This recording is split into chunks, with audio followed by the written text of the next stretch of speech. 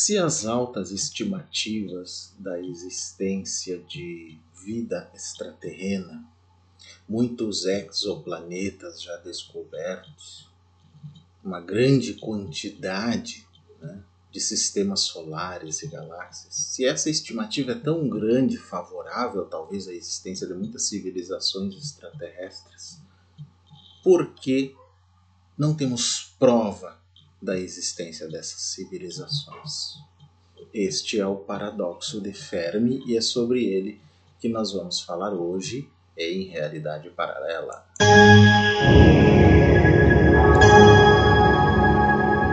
Realidade Paralela. Coisas curiosas e fantásticas. Mate sua curiosidade sobre realismo fantástico, paranormalidade, ufologia, criptozoologia, arqueologia alternativa, futurologia e nova ciência.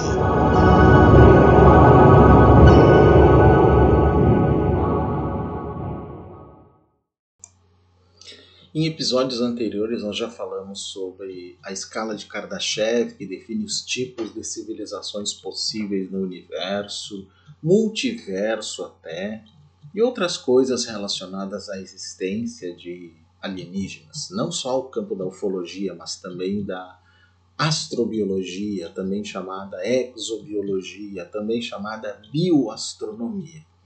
Mas há um paradoxo aí, que é exatamente o porquê que nós não temos as provas se talvez existam tantas civilizações assim. E é exatamente sobre isso que nós vamos falar hoje, e isso é chamado de paradoxo de Fermi. Vamos lá então. Esse paradoxo é a aparente contradição entre as altas estimativas de probabilidade de existência de civilizações extraterrestres e a falta de evidências para ou contato com tais civilizações. Como que começou essa ideia? Como é que essa noção apareceu? Foi com essa criatura que inicialmente, que não é o Fermi, é o Michael Hart. A idade do universo e seu vasto número de estrelas sugerem que se a Terra é um planeta típico, então vida extraterrestre deveria ser comum. Um exame mais detalhado das implicações disso começou com um artigo de Michael Hart, em 1975, no que é às vezes referenciado também como paradoxo de Fermi-Hart. Ele também às vezes é representado assim, paradoxo de Fermi, paradoxo de Fermi-Hart. Outros nomes comuns para esse mesmo fenômeno, são a questão de Fermi, onde eles estão, o problema de Fermi, o grande silêncio, ou em latim, silentium universi, o silêncio universal do universo. São várias formas de se chamar essa mesma pergunta, esse processo todo. E então aqui está assim o Enrico Fermi. Então, o paradoxo é nomeado em honra a esse físico, Enrico Fermi, mas o Fermi, na verdade, nunca fez essa afirmação. Pouca gente sabe disso. Em verdade, ele estava discutindo com colegas, Emil Konopinski, Edward Teller e Herbert York, sobre uma caricatura do The New Yorker, mostrando alegres ETs saindo de um disco voador, transportando latas de lixo roubadas das ruas de Nova York. E aí o Fermi perguntou, onde está todo mundo? Ou seja, ele estava se referindo ao fato de que eles não tinham visto nenhuma nave alienígena, e a conversa se voltou para a viabilidade de viagens interestelares.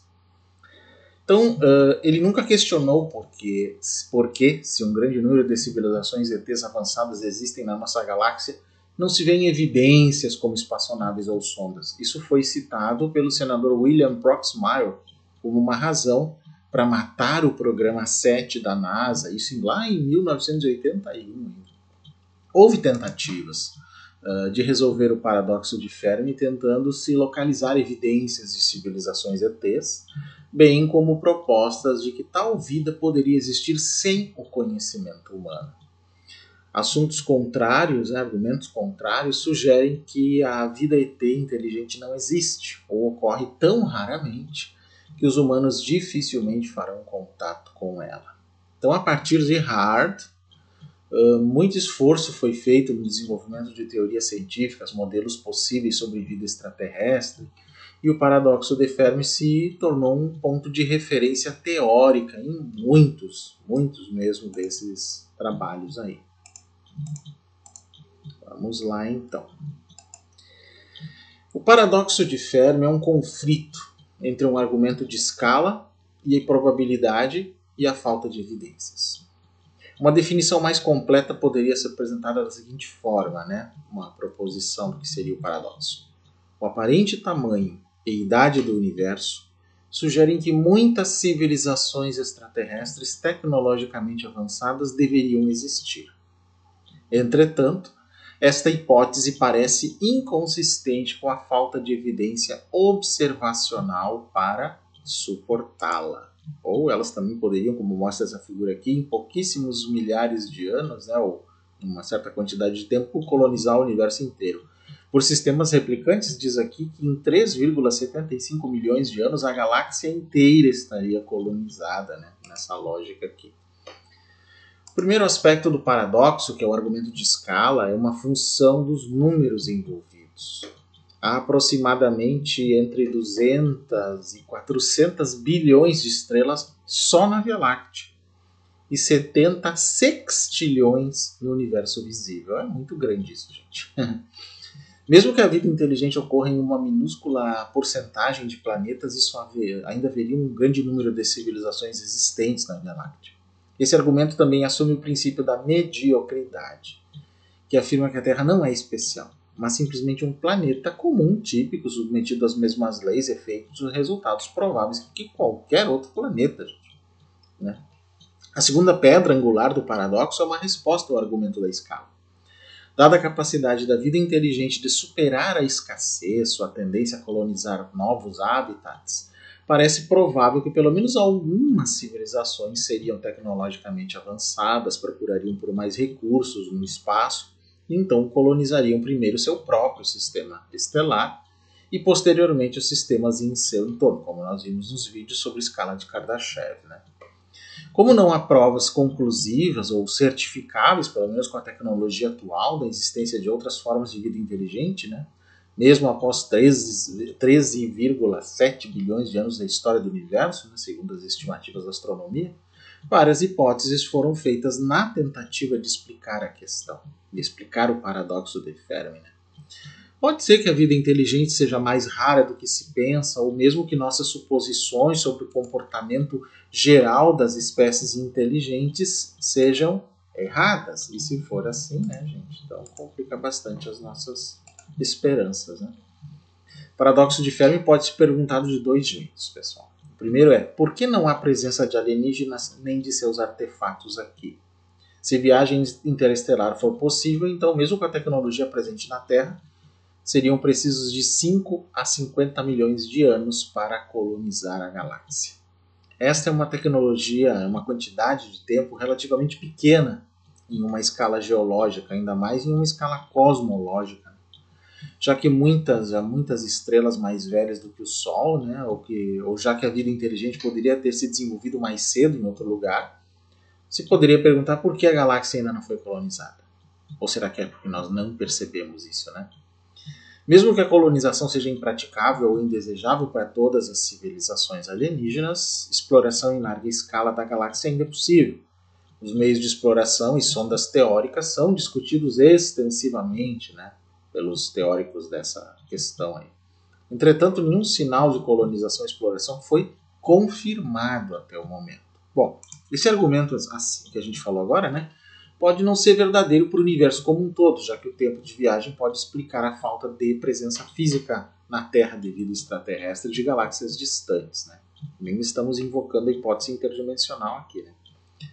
Entretanto, a questão então se torna, por que nós não vemos nenhum sinal de vida extraterrestre inteligente? Estamos falando da inteligente. Né?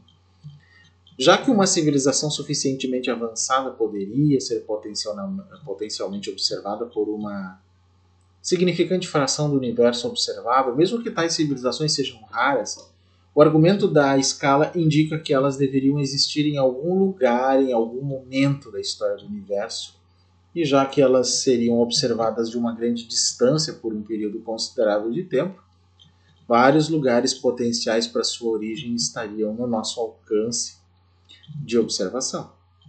Entretanto, nenhum sinal incontestável da existência de tais civilizações até agora foi detectado, né? E não se sabe qual dessas versões do paradoxo é mais forte, mas ainda não foi, digamos, resolvido. Só seria resolvido se nós realmente encontrássemos vida, né? ET do jeito que nós imaginamos aí. Em 1950, enquanto trabalhava no Laboratório Nacional de Los Alamos, né, o físico Henrique Fermi teve uma discussão casual enquanto caminhava para o almoço com seus colegas Emil Konopinski, Edward Teller e Herbert York. Eles discutiam uma recente onda de avistamentos de OVNI lá nos Estados Unidos, né, e uma caricatura de Alan Dunn grotescamente culpando o desaparecimento de latas de lixo municipal em saqueadores alienígenas. Né. Eles mantiveram então uma discussão mais séria sobre as chances de humanos observarem um objeto material em velocidade mais rápida que a luz nos próximos 10 anos, que Teller considerou como 1 em 1 milhão, mas Fermi pôs como sendo mais perto de 1 em 10. A conversa mudou para outros assuntos até o almoço, quando Fermi teria exclamado de repente: onde eles estão? Ou alternativamente, onde está todo mundo? Se é assim, né? Se tem tantos, por que não estão aqui? Né? Um participante recorda que Fermi então começou a fazer uma série de cálculos rápidos. Fermi era conhecido pela sua habilidade de fazer boas estimativas a partir de princípios e dados mínimos. De acordo com o relato, então, ele concluiu que a Terra deveria ter sido visitada há muito tempo e várias vezes. Até o próprio Carl Sagan disse isso, e ele disse, né, que se eles existem já deveriam estar aqui, ou que a cada 1 milhão de anos talvez fôssemos visitados por uma civilização extraterrena. Carl Sagan disse isso, gente. Né? Mas aí entra uma coisa importante no meio disso, que é a chamada equação de Drake. Drake é esse aqui, né? Frank Drake, e aqui inclusive ele está escrevendo no quadro a própria equação dele. Enquanto várias teorias e princípios estão relacionados com o paradoxo de Fermi, o mais estreitamente relacionado é a equação de Drake. Ela foi formulada pelo Dr. Frank Drake em 1961, uma década após, né, essas perguntas do Fermi, numa tentativa de encontrar um jeito sistemático para avaliar as numerosas probabilidades envolvidas com a existência ou não de vida alienígena.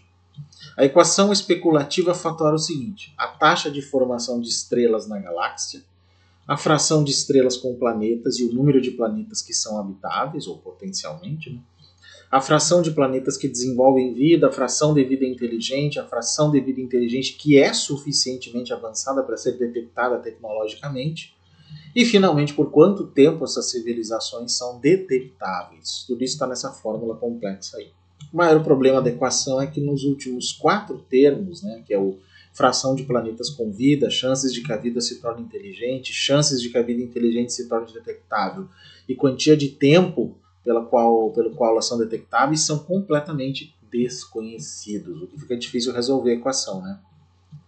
Só se tem um exemplo, né, tornando estimativas estatísticas inviáveis, e mesmo o exemplo que nós temos é sujeito a um viés antrópico. Ou seja, qual é esse exemplo? Nós aqui na Terra. Não podemos ser parâmetro, digamos assim, para isso, né, gente?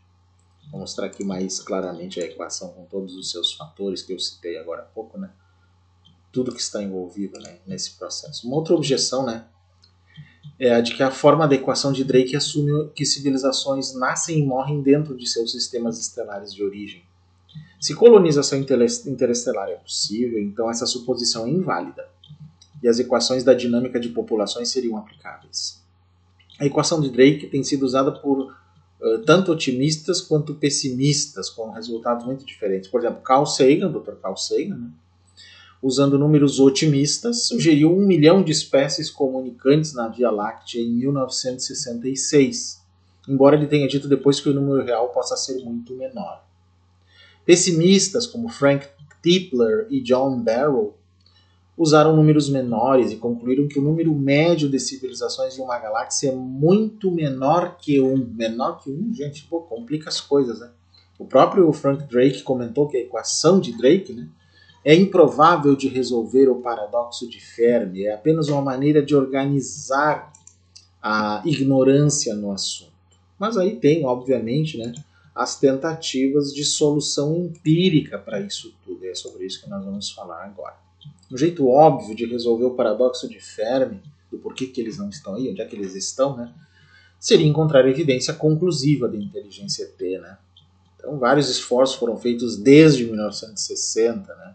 Como a gente ainda não consegue viagem interestelar, essas buscas ficam realmente complicadas e ficamos dependendo de análise de evidências muito sutis, observações muito limitadas, né? Isso limita bastante, né?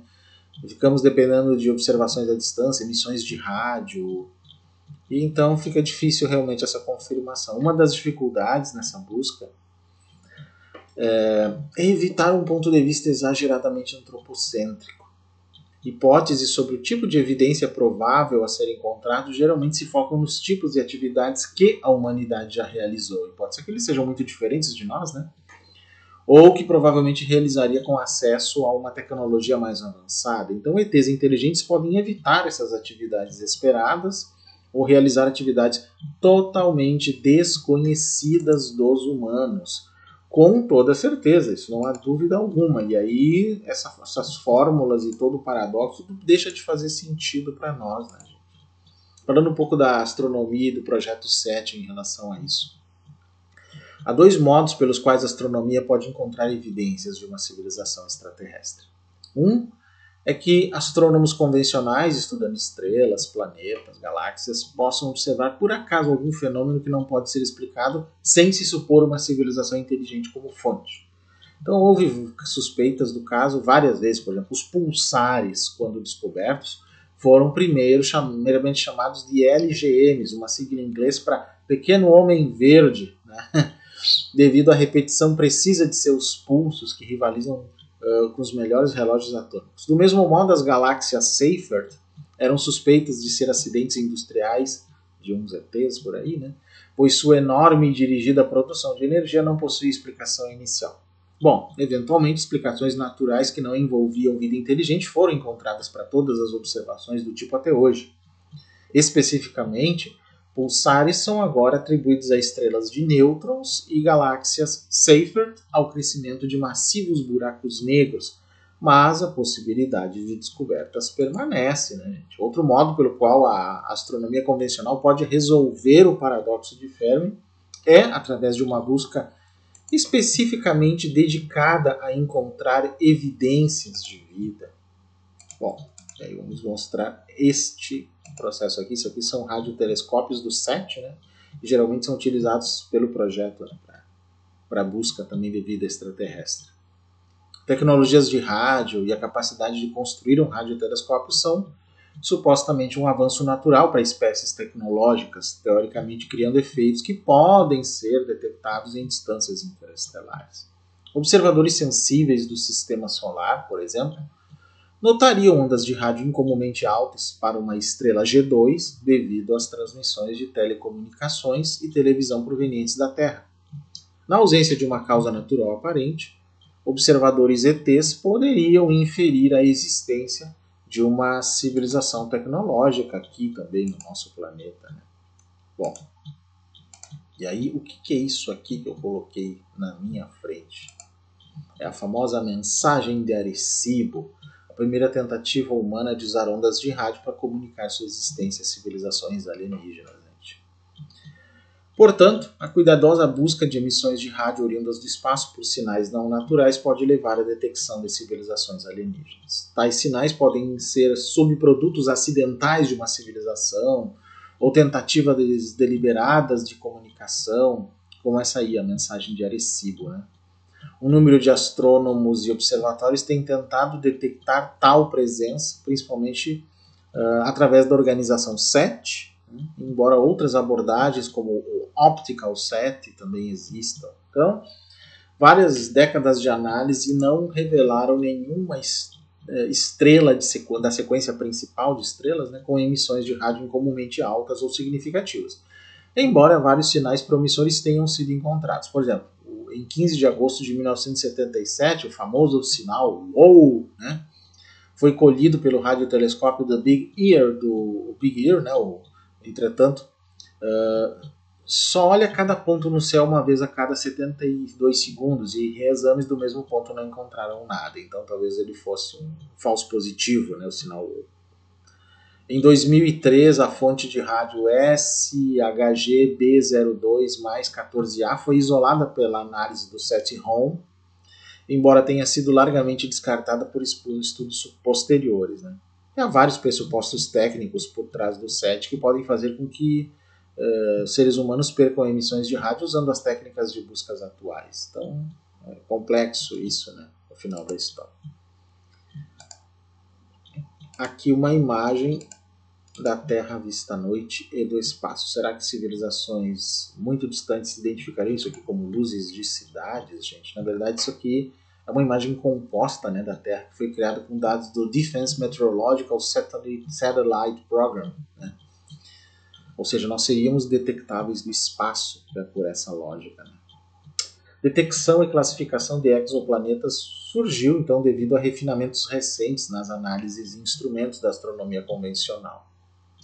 Embora esse seja um novo campo na astronomia, o primeiro artigo publicado afirmando a descoberta de um exoplaneta foi lançado em 1989, é possível que planetas provavelmente aptos a suportar vida sejam encontrados no futuro próximo, e já tem muitos que foram encontrados e estão sendo descritos aí, né, gente?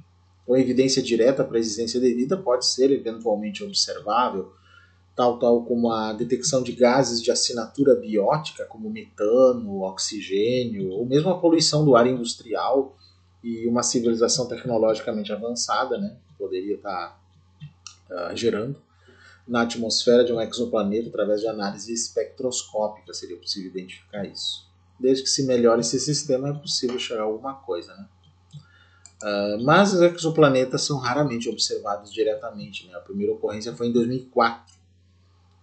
E ao contrário, a existência deles é geralmente inferida pelos efeitos que causam nas estrelas em que orbitam. Não são observações diretas, assim, né? Isso significa que geralmente apenas a massa e a órbita de um exoplaneta pode ser deduzido. O resto é tudo criação da mente, vamos dizer assim, né? Então essa informação, junto com a classificação estelar da estrela e suposições sobre sua composição, permite apenas uma estimativa grosseira, na verdade, do ambiente planetário. Não tem como não dizer essa realidade, gente, para não, né, talvez desencantar um pouquinho vocês aí. Antes de 2009, métodos de detecção de exoplanetas não eram passíveis de detectar planetas parecidos com a Terra, né? Agora sim, já tem sido, né, mais fácil.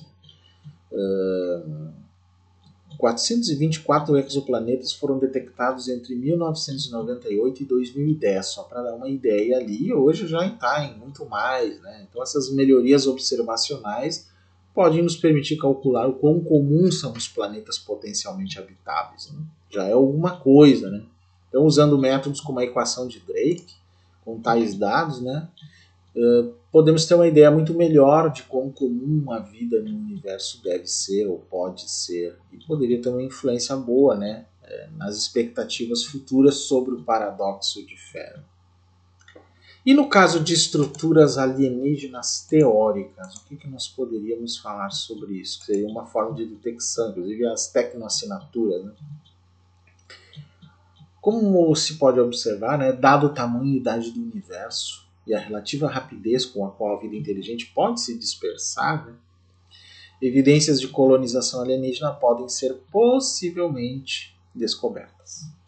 Evidências de exploração sem a presença de vida ET, como sondas e dispositivos de coletas de dados, também podem esperar descoberta. Algumas técnicas de exploração teóricas, como a sonda de von Neumann, que é um dispositivo autorreplicante, poderiam explorar exaustivamente uma galáxia do tamanho da Via Láctea em 500 mil de anos, com um investimento em materiais e energia relativamente menores. Isso seria a tal sonda de von Neumann, né? Ela se replicaria, inteligência artificial, iria indo de um planeta para outro, se replicando com materiais que encontra, e aí poderia avaliar, né, e nos mandar os dados, por exemplo, né? Mesmo que uma civilização na Via Láctea tente esse feito, né, essas sondas poderiam se espalhar pela galáxia inteira. Se essas evidências puderem ser encontradas no sistema solar, né, poderia ser lá pelo cinturão de asteroides que se encontraria, onde a matéria-prima é abundante, de fácil acesso. Pode ser que essas sondas replicantes estejam por lá, por exemplo, só para dar uma ideia, né? Outra possibilidade de contato com uma sonda alienígena assim, né, uma que procure ativamente por sinais e civilizações, seria a também chamada sonda de Bracewell, que é diferente da sonda de von Neumann. Esse outro dispositivo seria uma sonda autônoma, com o objetivo de procurar e se comunicar com civilizações alienígenas, né? Ao contrário das sondas de von Neumann, que são geralmente descritas como sendo puramente exploratórias. Essa outra já é comunicatória, digamos assim, né? Então essas sondas teóricas, digamos assim, foram propostas como alternativas a uma lenta comunicação à velocidade da luz entre civilizações muito distantes. Então resolveria, digamos assim, esse problema de por que, onde é que eles estão. É uma forma de tentar resolver o paradoxo de Fermi, com toda certeza. Desde a década de 50, a exploração direta foi realizada em uma pequena fração do sistema solar e nenhuma evidência de que já tenha sido visitado por colonizadores ou sondas ETs foi encontrada, né? Exploração detalhada de áreas do sistema solar onde recursos são abundantes, como os asteroides, o cinturão de Kuiper, a nuvem de Oort, os sistemas de anéis planetários podem, teoricamente, ter maiores chances de encontrar evidências de exploração alienígena. Por exemplo, essas sondas de von Neumann e as Bracewell. Mas são regiões difíceis de se investigar, com toda certeza. São bem instáveis, inclusive, né? Até houve também tentativas de sinalizar, atrair ou até ativar sondas de Bracewell na vizinhança local da Terra, né? Incluindo algumas tentativas por cientistas como Robert Freitas, Francisco Valdés. Muitos dos projetos que se enquadram nessa categoria são considerados ciência marginal, digamos assim, né, por astrônomos. E nenhum dos projetos, né, achou nenhum artefato, nenhuma estrutura que pudesse anunciar para o mundo. Assim, né? Mesmo que artefatos alienígenas sejam encontrados, podem não ser reconhecidos. Os produtos de uma mente alienígena e uma tecnologia alienígena avançada podem não ser perceptíveis ou reconhecidos como construções artificiais. Dispositivos exploratórios na formas de vida transgênica, através de biologia sintética, provavelmente se desintegrariam após algum momento, deixando nenhuma evidência. Um sistema de coleta de dados alienígena baseado em nanotecnologia molecular poderia estar ao nosso redor nesse exato momento completamente indetectável. Olha só que interessante, né? O mesmo seria verdadeiro para possíveis civilizações que escondam suas investigações por razões, né, variadas, né? Então, até inclusive a terceira lei de Clarke, né, do Arthur Clarke, sugere que uma civilização alienígena muito mais avançada poderia usar meios de investigação ainda não concebíveis pela gente, com toda certeza. Mas entre as as tecnoassinaturas nós temos isso aqui. Isso é uma estrutura de Dyson, uma esfera de Dyson. Eu já falei em vários vídeos sobre isso, né? São estruturas em larga escala que alterariam drasticamente o espectro de uma estrela. A gente observa e ela ficou obliterada, né, por esse objeto, por essa construção, né? Uma estrutura bem avançada. Em 1959, Freeman Dyson observou que civilizações humanas em desenvolvimento constantemente aumentam seu consumo de energia. E, teoricamente, uma civilização de idade suficiente para isso, né, ia precisar de toda a energia produzida pela sua estrela. A esfera de Dyson foi um experimento mental que ele supôs como uma possível solução. Uma concha ou nuvem de objetos circulando uma estrela para captar o máximo possível de sua energia. Né, o que seria um feito incrível e que, se nós detectássemos, né, essa mega estrutura, seria interessante. Então, desde então, várias outras megaestruturas de escala estelar teóricas foram propostas, mas a ideia central permanece a de que uma civilização altamente avançada, tipo 2 ou até maior na escala de Kardashev, que nós já fizemos um episódio sobre ela aqui, né, poderia alterar seu ambiente de forma suficiente para ser detectável de distâncias interestelares. Né? Mas essas construções podem ser mais difíceis de detectar do que se pensou originalmente, né? Por quê? Porque as esferas de Dyson podem ter espectros de emissão diferentes, dependendo do ambiente interno desejado. Né? Vida baseada em reações de alta temperatura podem necessitar ambiente de alta temperatura, gerando radiação residual no espectro visível, não no infravermelho. Então, seria bem complicado, né? Adicionalmente a isso, foi proposta uma variante da esfera de Dyson que seria dificilmente observada a grandes distâncias. Um cérebro matrioshka, que seria formado por uma série de esferas concêntricas, cada uma irradiando menos energia por área do que sua vizinha interna. a esfera externa da estrutura poderia estar com temperatura próxima da radiação de fundo interestelar e, portanto, se tornar praticamente invisível, né? Então, sempre se tentou identificar coisas parecidas, mas não que necessariamente se tenha conseguido. Bom, podemos então tentar algumas explicações, digamos assim, teóricas para esse paradoxo, né? Certos teóricos acreditam que a aparente ausência de evidência prova a ausência de ETs e tentam explicar o motivo para essa ausência de se achar as evidências, não de ETs necessariamente, né? Outros oferecem possíveis cenários em que o silêncio pode ser explicado sem descartar a possibilidade de vida alienígena, né? Incluindo suposições sobre o comportamento, a tecnologia deles. Então, cada uma dessas explicações hipotéticas é essencialmente um argumento para a diminuição do valor de um ou mais termos da equação de Drake, por exemplo, né? E duas ou mais hipóteses geralmente podem ser válidas ao mesmo tempo. Então vamos ver quais são essas hipóteses. São cerca de uma dezena, gente. Então vamos analisar uma por uma aqui rapidinho para vocês. Primeira delas, poucas civilizações existem atualmente. Como assim? Uma possível explicação é de que a humanidade é a única, ou praticamente a única, da galáxia. Nós falamos no sentido de galáxia, primeiramente. Muitas teorias desse tipo foram propostas explicando por que a vida inteligente pode ser rara ou de vida curta, né? As implicações dessa hipótese são examinadas como o chamado grande filtro, digamos assim. Um dia eu vou explicar bem melhor esse grande filtro para vocês num outro vídeo, né? O que é o grande filtro? Então, essa é a primeira noção que se dá do que seria esse processo. Uma segunda é que não houve o surgimento de nenhuma outra civilização além da nossa. Então, por quê? Porque as condições necessárias para a vida, para ela existir, ou pelo menos a vida complexa, são raras, ou só estariam presentes na Terra, o que eu acho meio petulante dizer isso, achar, né, que só nós temos aqui vida. Mas né, uma hipótese, a chamada hipótese da Terra rara, inclusive, isso, né? Não sei se isso valeria muito para a gente, né? Para alguns, o aparecimento da inteligência pode ter sido um acidente evolucionário, né? Geoffrey Miller, por exemplo, ele sugeriu que a inteligência humana é o resultado de uma seleção sexual bem-sucedida que toma rumos imprevisíveis. O Steven Pinker, no livro Como a Mente Funciona, alerta que a ideia de que a evolução da vida é obrigada a produzir criaturas inteligentes se baseia na falácia da escada de evolução, por exemplo, né? Como a evolução não se esforça por um objetivo, mas apenas acontece, ela usa a adaptação mais útil para um certo nicho ecológico, e o fato que na Terra ela levou a uma inteligência capaz de linguagem apenas uma vez, sugere que essa adaptação é raramente uma boa escolha e, portanto, não é de modo algum um ponto necessário na evolução da árvore da vida.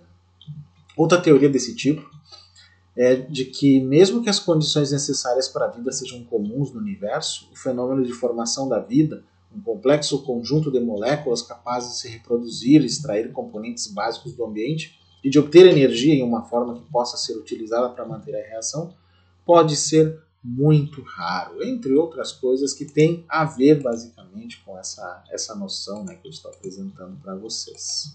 Também é possível que a inteligência seja comum, mas não civilizações industriais. Por exemplo, a ascensão do industrialismo na Terra foi propiciada pela presença de fontes de energia convenientes, como combustíveis fósseis, né? E ainda se usa muito hoje.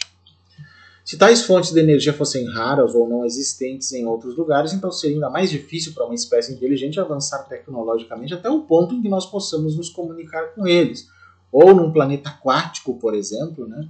Onde as criaturas inteligentes sejam parecidas com golfinhos, seria extremamente difícil acender fogo, forjar metais, coisas desse tipo, né?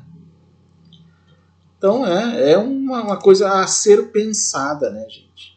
Mas tem uma outra ideia para explicar isso, que é a vida inteligente tende a se autodestruir. Poxa vida, será que é mesmo? É o argumento do juízo final esse. Ele descreve que civilizações tecnológicas geralmente ou invariavelmente se destroem a si mesmas antes ou pouco depois de desenvolver tecnologias de rádio e viagem espacial. Alerta, podemos estar próximos disso, né? Em 1966, o Carl Sagan e o Yosif Shklovsky propuseram que civilizações tecnológicas tendem a ou se autodestruírem um século após desenvolver capacidade de comunicação interestelar, ou controlar suas tendências autodestrutivas e sobreviver por bilhões de anos. Isso tem muito a ver com a bifurcação global do Erwin Laszlo, praticamente. Né?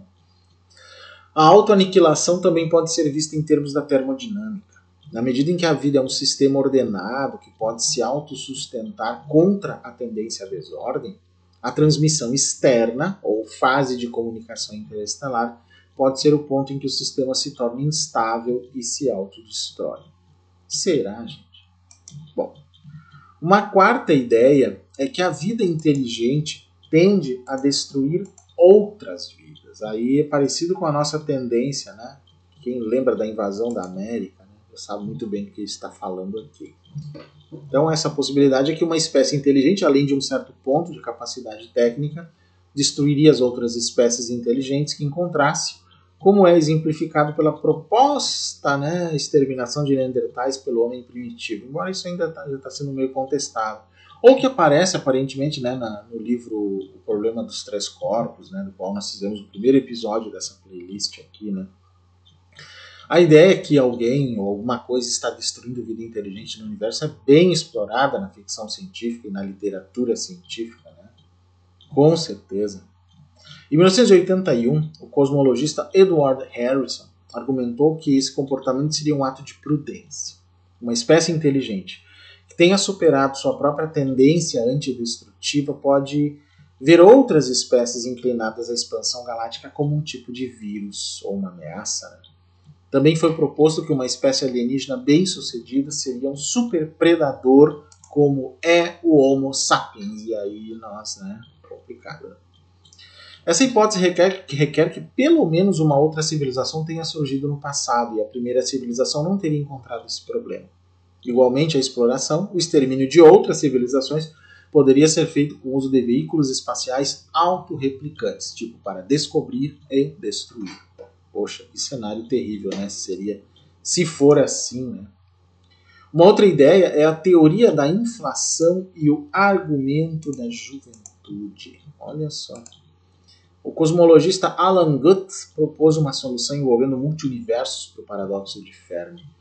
De acordo com ele, né, universos jovens ultrapassam muito os universos velhos, né, em relação à idade, né?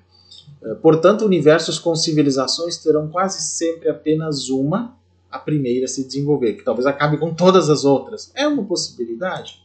Olha, eu considerando a situação que é a Terra, eu já não duvido de absolutamente mais nada, gente. Outra ideia é que eles existem, mas nós não vemos as evidências. Interessante isso, né? Teorias desse tipo dizem que civilizações tecnológicas ETs existem, mas os humanos não conseguem se comunicar com elas devido a restrições. Quais são? Problemas de escala ou de tecnologia, porque elas não querem se comunicar, ou porque sua natureza é muito diferente da nossa para permitir qualquer comunicação significativa, ou talvez mesmo para ser reconhecida como sendo um tipo de tecnologia, né? Digamos assim. Ok. Bom. Comunicação é impossível devido a problemas de escala, que é outra teoria para, né, do porquê que eles não estão aí. Como assim? Na física, a relatividade da simultaneidade é o conceito de que a simultaneidade distante, ou seja, se dois eventos separados espacialmente ocorrem ao mesmo tempo, não é absoluta, mas depende do quadro de referência do observador. Essa possibilidade foi levantada lá pelo matemático Henri Poincaré em 1900 e depois se tornou uma ideia central na teoria especial da relatividade. Então, de acordo com a teoria especial da relatividade de Albert Einstein, é impossível dizer em sentido absoluto que dois eventos distintos ocorrem ao mesmo tempo se esses eventos estiverem separados no espaço. Se um referencial atribui exatamente o mesmo tempo a dois eventos que estão em pontos diferentes no espaço, um referencial que está se movendo em relação ao primeiro geralmente atribui tempos diferentes aos dois eventos. A única exceção é quando o movimento é exatamente perpendicular à linha que conecta os locais de ambos os eventos. Então, só um exemplo aqui bem claro da literatura da física para isso. Por exemplo, um acidente de carro em Londres e outro em Nova York. parecendo acontecer ao mesmo tempo para um observador da Terra, parecerá ter ocorrido em momentos ligeiramente diferentes para um observador em um avião voando entre Londres e Nova York. Além disso, se os dois eventos não puderem ser conectados causalmente, né, dependendo do estado do movimento, o acidente em Londres pode parecer ocorrer primeiro em um determinado quadro e o acidente em Nova York pode parecer ocorrer primeiro em outro. No entanto, se os eventos estiverem conectados causalmente, a ordem de precedência é preservada em todos os quadros de referência. É um problema interessante de ser analisado, né, como todos os da física. O que é isso que está nessa figura, gente? Isso aqui é um Terrestrial Planet Finder, né, uma concepção artística dessa sonda, né, TPF, né, feita pela NASA. Mas aqui então civilizações inteligentes estão muito separadas no espaço ou no tempo. E aí é um problema sério também para essa comunicação, né?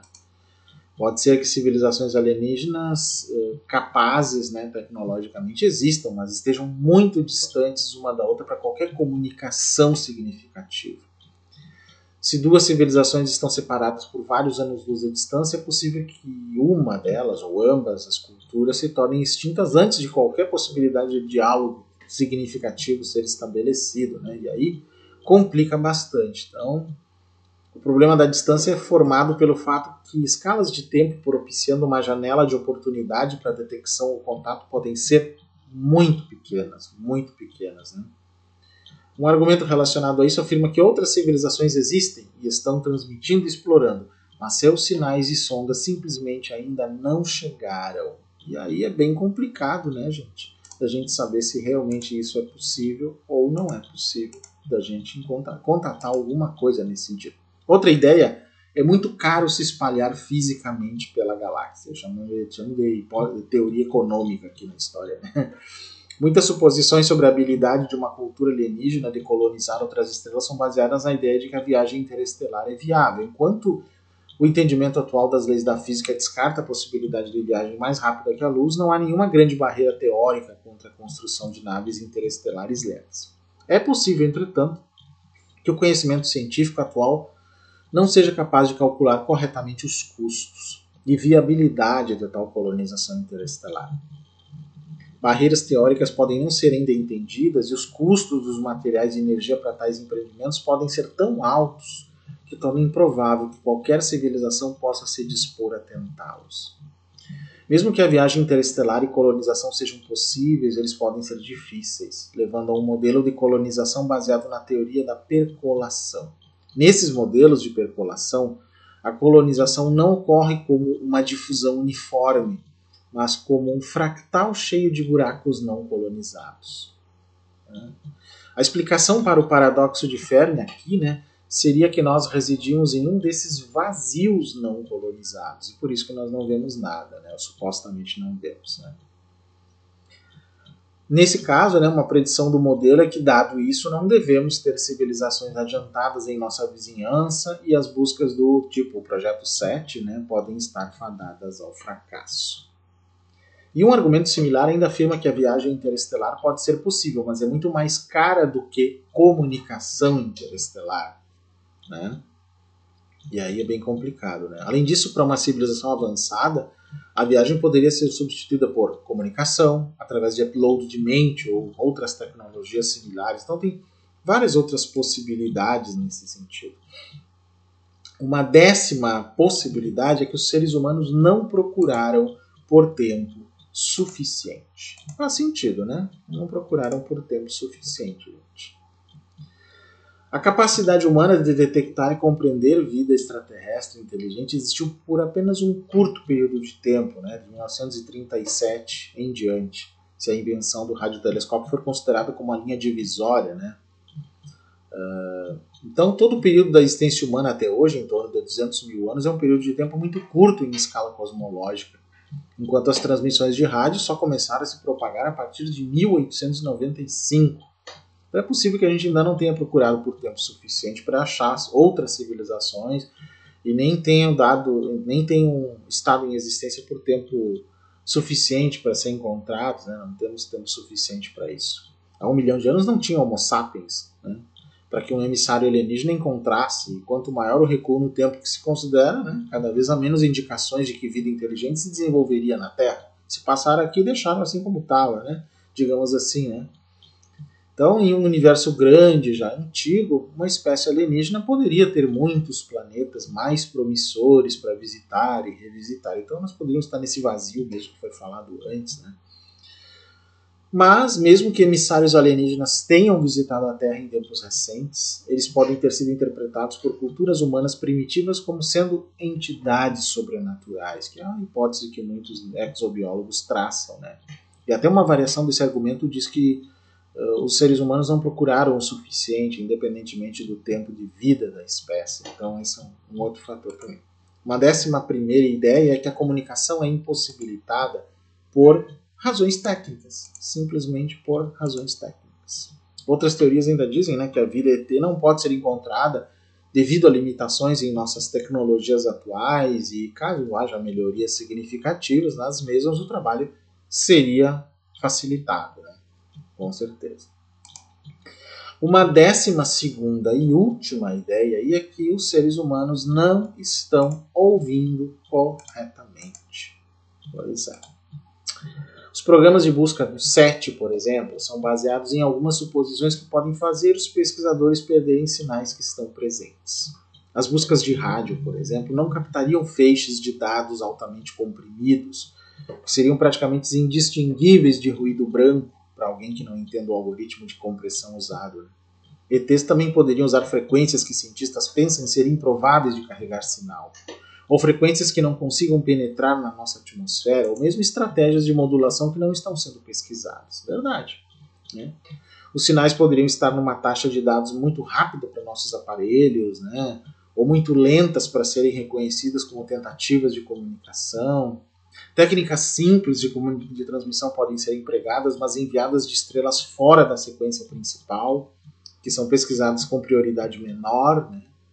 Ou seja, se pesquisa estrelas mais parecidas com a nossa. Os programas atuais assumem que a maioria da vida alienígena estaria orbitando estrelas parecidas com o Sol. Então não busquem outros tipos de estrelas. Aí fica realmente complicada, né? O maior problema é o tamanho da área que precisaria ser analisada, praticamente abrangendo todo o universo visível. A quantia limitada de recursos usados para buscas, a sensibilidade dos instrumentos modernos é um outro problema.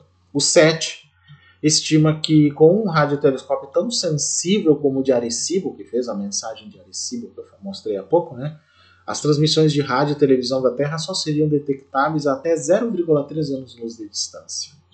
Claramente, detectar uma civilização alienígena no mesmo nível que a da Terra seria difícil.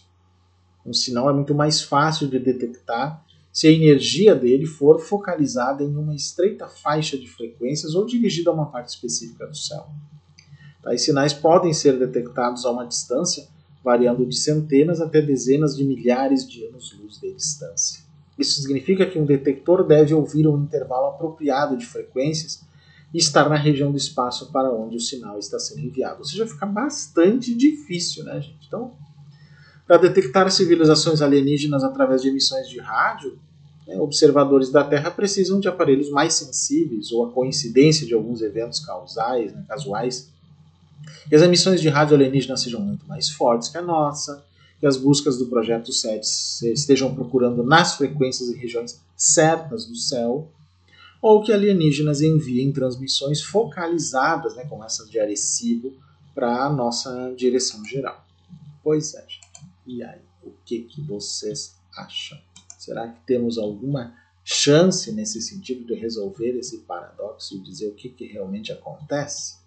Será? Onde eles estão? Pois é. Só para complementar, né, nossos outros vídeos sobre escala de Kardashev, todos esses problemas teóricos da própria exobiologia, a astrobiologia, a bioastronomia, como se chama, né?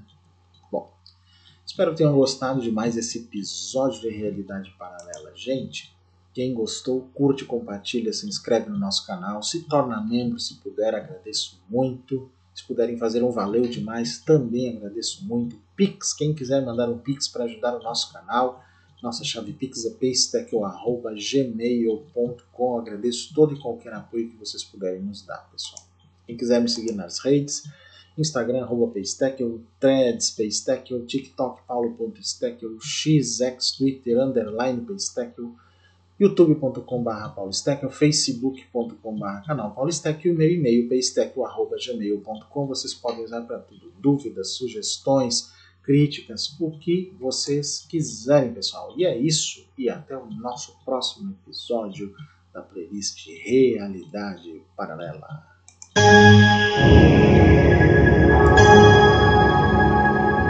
Realidade Paralela. Coisas curiosas e fantásticas. Mate sua curiosidade sobre realismo fantástico, paranormalidade, ufologia, criptozoologia, arqueologia alternativa, futurologia e nova ciência.